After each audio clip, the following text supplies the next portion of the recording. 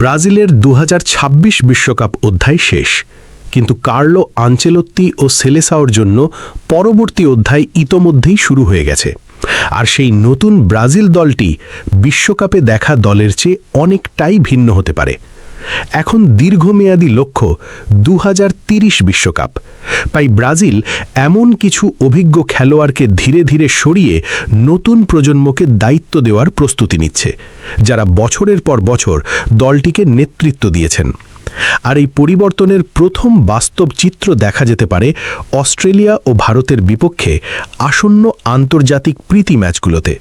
তাহলে কারা দলে থাকতে পারেন, কারা বাদ পড়তে পারেন, আর কোন তরুণ ব্রাজিলিয়ান তারকা হঠাৎ করেই গায়ে জড়াতে পারেন বিখ্যাত হলুদ জার্সি?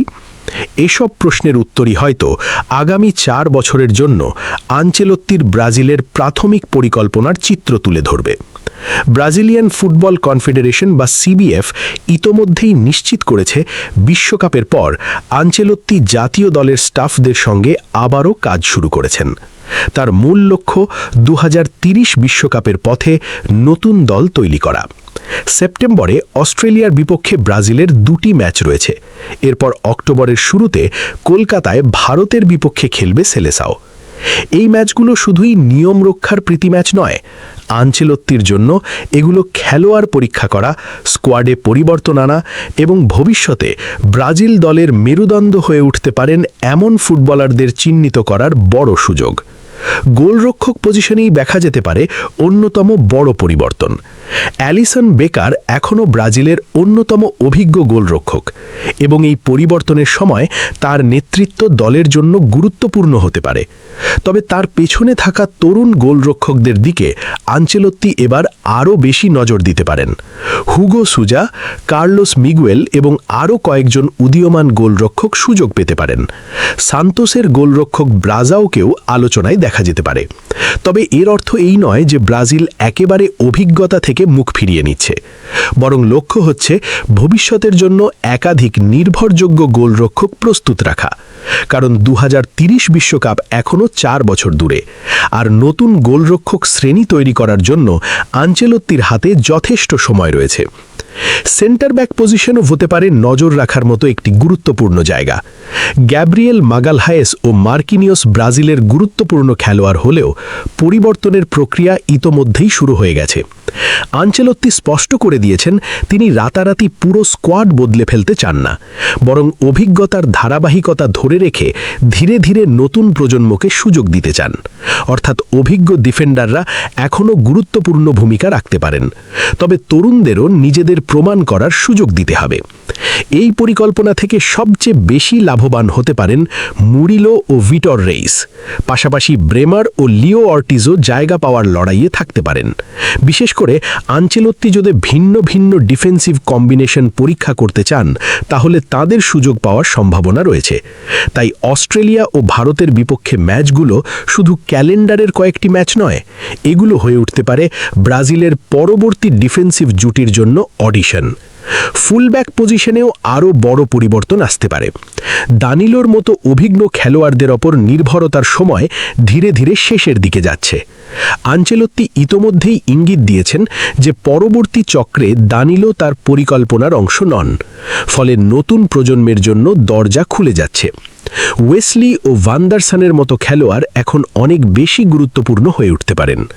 ব্রাজিলের সাম্প্রতিক পরিকল্পনায় থাকা ওয়েসলি ডান দিকের দীর্ঘমেয়াদী সমাধান হিসেবে নিজেকে প্রতিষ্ঠিত করার আরেকটি সুযোগ পেতে পারেন। ভান্ডারসনও পজিশনটির জন্য বাড়তে থাকা প্রতিযোগিতা থেকে লাভবান হতে পারেন। এছাড়াও ইয়ান কুটোর মতো আরও কিছু উদীয়মান রাইট ব্যাক সুযোগ পেতে পারেন। আনচেলত্তির লক্ষ্য হবে আগামী কয়েক বছরের জন্য এমন একজন খেলোয়াড়কে খুঁজে বের করা যিনি ডান দিকের পজিশনটি নিজের করে নিতে পারবেন। বাম দিকের ফুলব্যাক পজিশনও এখনও পুরোপুরি নিশ্চিত নয়। ডোগলাস সান্তোস প্রতিযোগিতায় থাকতে পারেন, তবে তার জায়গা নিশ্চিত নয়। অন্যদিকে আলেক্সান্দ্রো ইতোমধ্যেই পুরনো প্রজন্মের অংশ হিসেবে ধীরে ধীরে দৃশ্যপটের বাইরে চলে যাচ্ছেন। তাই ব্রাজিলকে এখন তার দীর্ঘমেয়াদী উত্তরসূরি খুঁজতে হবে। এখানেই সুযোগ তৈরি হতে পারে কাইকি ব্রুনো এবং অন্যান্য তরুণ ফুলব্যাকদের জন্য। মূল প্রশ্ন হবে, আনচেলত্তি কি তাৎক্ষণিক অভিজ্ঞতাকে প্রাধান্য দেবেন নাকি আরও আগ্রাসীভাবে তরুণদের ওপর বিনিয়োগ করবেন? পরবর্তী বিশ্বকাপের আগে 4 বছর সময় থাকায় তরুণ ডিফেন্ডারদের এখনই গুরুত্বপূর্ণ আন্তর্জাতিক ম্যাচে অভিজ্ঞতা দেওয়ার পক্ষেই যুক্তি বেশি শক্তিশালী। শেষ মুহূর্ত পর্যন্ত অপেক্ষা করার চেয়ে এখন থেকেই তাদের প্রস্তুত করা অনেক বেশি কার্যকরী হতে পারে। এরপর আসে মিডফিল্ড, আর এখানেই হয়তো সবচেয়ে বড় পরিবর্তনটি দেখা যাবে। কাসেমিরো আধুনিক ব্রাজিল ফুটবলের অন্যতম প্রভাবশালী মিডফিল্ডার, কিন্তু ব্রাজিল যখন নতুন প্রজন্মের দিকে তাকাচ্ছে তখন অ্যানচেলত্তি নিশ্চিত করেছেন যে অভিজ্ঞ এই মিডফিল্ডার আর তার পরিকল্পনার অংশ নন। ফলে নতুন মিডফিল্ড নেতার সন্ধান পুরো চক্রের অন্যতম গুরুত্বপূর্ণ কাজ হয়ে দাঁড়িয়েছে। এদারসনকে আরও বড় দায়িত্ব দেওয়া হতে পারে। অন্যদিকে ব্রুনো গিমারায়েসও মিডফিল্ডের গুরুত্বপূর্ণ অংশ হিসেবে থাকছেন। দানিলো সান্তোসকে আরও উন্নত করার চেষ্টা করা হতে পারে। পাশাপাশি Andre Santos, Joao Gomes, Joao Pedro, Mateus Pereira এবং আরও কিছু তরুণ মিডফিল্ডার ক্লাব পর্যায়ের পারফরম্যান্সের উপর ভিত্তি করে সুযোগ পেতে পারেন। বিশেষ করে আন্দ্রে সান্তোসের প্রত্যাবর্তন মিডফিল্ডের নতুন গতি, টেকনিক্যাল দক্ষতা এবং ভিন্ন ধরনের খেলোয়াড়ের বৈশিষ্ট্য যোগ করতে পারে। তবে ব্রাজিলকে শুধু কাসেমিরোর জন্য একজন বিকল্প খুঁজলেই হবে না, তাদের প্রয়োজন পুরোপুরি নতুন একটি মিডফিল্ড কাঠামো যা বিশ্বের সেরা দলগুলোর বিপক্ষে ম্যাচ নিয়ন্ত্রণ করতে পারবে। জাতীয় দলের মূল স্কোয়াডের বাইরে থাকা কিছু খেলোয়াড়ও আবার আলোচনায় আসতে পারেন। লুকাস পাকেতা ও জোয়াও গোমেজ তাদের ফর্ম ও ফিটনেসের উপর নির্ভর করে গুরুত্বপূর্ণ থাকতে পারেন। একই সঙ্গে আরও কিছু তরুণ মিডফিল্ডারের ওপরও ঘনিষ্ঠ নজর থাকবে। আনচেলত্তির হাতে এখন পরীক্ষা নিরীক্ষার স্বাধীনতা রয়েছে। তিনি ভিন্ন ভিন্ন কম্বিনেশন, ভিন্ন ভিন্ন ভূমিকা এবং আলাদা ট্যাকটিক্যাল সিস্টেম পরীক্ষা করতে পারবেন। বিশ্বকাপ নকআউট ম্যাচের মতো তাৎক্ষণিক চাপ এখানে নেই। আর এই কারণেই অস্ট্রেলিয়া ও ভারতের বিপক্ষে ম্যাচগুলো নিজেদের প্রতিষ্ঠিত করতে চাওয়া খেলোয়াড়দের জন্য বিশেষ গুরুত্বপূর্ণ। এরপর আসে সেই পজিশন যেটা ব্রাজিলের নতুন যুগের সবচেয়ে উত্তেজনাপূর্ণ অংশ হয়ে উঠতে পারে। আক্রমণ ভাগে এস্তেফাও উইলিয়ান এমন একটি নাম যার দিকে সবার নজর থাকবে।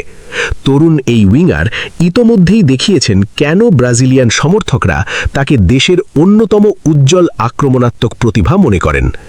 নতুন আন্তর্জাতিক চক্রে তিনি আরও বড় ভূমিকা পেতে পারেন। রাফিনহাও ফিট ও ফর্মে থাকলে গুরুত্বপূর্ণ আক্রমণাত্মক বিকল্প হিসেবে থাকবেন, তবে সুযোগের জন্য লড়াই করবেন আরও অনেক তরুণ ফরওয়ার্ড। এনরিকো ব্রাজিলের পরিকল্পনার অন্যতম কেন্দ্রীয় খেলোয়াড় হয়ে উঠতে পারেন। তরুণ এই স্ট্রাইকার ইতোমধ্যেই জাতীয় দলের হয়ে খেলার চাপ অনুভব করেছেন, কিন্তু 2026 বিশ্বকাপ পরবর্তী সময়ে তাকে নিয়মিত সুযোগ দিতে পারে, যা তাকে একজন টপ আন্তর্জাতিক ফরওয়ার্ড হিসেবে গড়ে উঠতে সাহায্য করবে। এখন আর শুধু বেঞ্চে থাকা একজন সম্ভাবনাময় তরুণ তারকা হিসেবে নয়, এনরিককে প্রমাণ করতে হবে যে পরবর্তী বিশ্বকাপ চক্রে তিনি ব্রাজিলের অন্যতম প্রধান আক্রমণাত্মক অস্ত্র হতে পারেন কিনা। এছাড়াও Joao Pedro, Ryan, Igor Tiago এবং আরও কিছু উদীয়মান আক্রমণাত্মক খেলোয়াড় সুযোগ পেতে পারেন। ব্রাজিলের সঙ্গে কাজ করার সময় আনচেলত্তি ইতোমধ্যেই দেখিয়েছেন যে পারফরম্যান্স যোগ্য হলে তিনি নতুন খেলোয়াড়দের সুযোগ দিতে প্রস্তুত। মার্চে ইনজুরি ও ফিটনেস সমস্যার কারণে তিনি বেশ কয়েকজন নতুন মুখকে দলে সুযোগ দিয়েছিলেন। এতে বোঝা যায় তিনি প্রীতি ম্যাচগুলোকে খেলোয়াড় পরীক্ষা করার মঞ্চ হিসেবে ব্যবহার করতে চান। তবে সবচেয়ে গুরুত্বপূর্ণ পরিবর্তন সম্ভবত কোনো একজন খেলোয়াড়কে ঘিরে নয়, পরিবর্তনটি আসলে পুরো স্কোয়াডের দর্শনে। ব্রাজিল শুধু 2026 বিশ্বকাপের দলটিকে নিয়ে কয়েকটি পরিবর্তন করে 2030 বিশ্বকাপের জন্য প্রস্তুত হয়ে যেতে পারবে না। তাদের দরকার নতুন পরিচয়, নতুন নেতা এবং নতুন ট্যাকটিক্যাল সমাধান। আনচেলত্তি ইতোমধ্যেই স্পষ্ট করেছেন তিনি একসাথে 26 জন খেলোয়াড়কে বাদ দিয়ে পুরো দল বদলে ফেলতে চান না, বরং যারা এখনও অবদান রাখতে পারেন সেই অভিজ্ঞ খেলোয়াড়দের ধরে রেখে ধীরে ধীরে নতুন প্রতিভাদের জাতীয় দলে যুক্ত করতে চান। মার্কিনোসের মতো অভিজ্ঞ খেলোয়াড় এই ধারাবাহিকতা বজায় রাখতে গুরুত্বপূর্ণ ভূমিকা রাখতে পারেন। আর এই পরিবর্তনকে আরও অনিবার্য করে তুলেছে আরেকটি বড় বাস্তবতা, নেইমার। 2026 বিশ্বকাপ চক্রের পর আন্তর্জাতিক ফুটবল থেকে অবসরের ঘোষণা দেওয়ায় নেইমার আর ব্রাজিলের ভবিষ্যৎ পরিকল্পনার অংশ নন। তার বিদায় আধুনিক ব্রাজিল ফুটবলের অন্যতম বড় অধ্যায়ের সমাপ্তি ঘটিয়েছে। এক দশকেরও বেশি সময় ধরে ব্রাজিলের আক্রমণে সৃজনশীলতার বিশাল দায়িত্ব বহন করেছেন নেইমার। এখন তার অনুপস্থিতিতে নতুন প্রজন্মকে শিখতে হবে কিভাবে নেইমারের ওপর নির্ভর না করে সুযোগ তৈরি করতে হবে, গোল করতে হবে এবং জিততে হবে। তাই অস্ট্রেলিয়া ও ভারতের বিপক্ষে ব্রাজিল যখন মাঠে নামবে তখন এই ম্যাচগুলোকে শুধুই প্রীতি ম্যাচ হিসেবে দেখবেন না, এগুলোকে দেখুন ব্রাজিলের নতুন যুগের প্রথম অডিশন হিসেবে। কিছু পরিচিত মুখ হয়তো তখনও থাকবে, আবার কেউ কেউ পুরোপুরি স্কোয়াডের বাইরে চলে যেতে পারেন।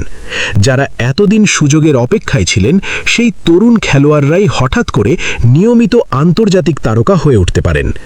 গোলরক্ষকরা লড়াই করবেন ভবিষ্যতের 1 নম্বর জায়গার জন্য, ডিফেন্ডাররা চেষ্টা করবেন নতুন রক্ষণভাগ স্থাপিত করতে, মিডফিল্ডাররা কাসেমিরোর প্রভাবের জায়গা পূরণ করার লড়াইয়ে নামবেন, আর আক্রমণ ভাগে এস্তেভাও, এন্ড্রিক